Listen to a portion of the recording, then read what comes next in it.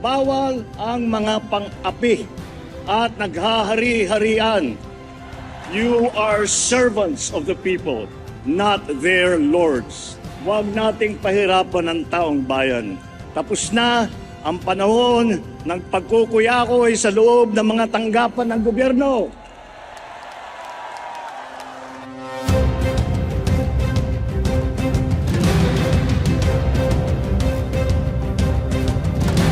Ang tagumpay ng panawagan na ito ay nakasalalay sa ating pagkakaisa. Sa isang bagong Pilipinas, walang puwang ang mga paninira at paghahatakang pababa. Unahin natin ang ating bayan. Magbago na tayo dahil walang bagong Pilipinas kung walang bagong Pilipino.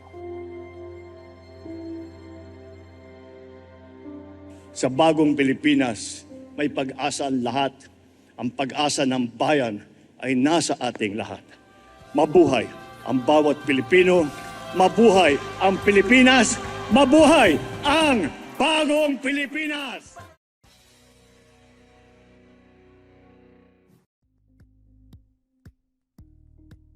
Thank you for watching Politico TV. Please like and subscribe to our channel for more videos.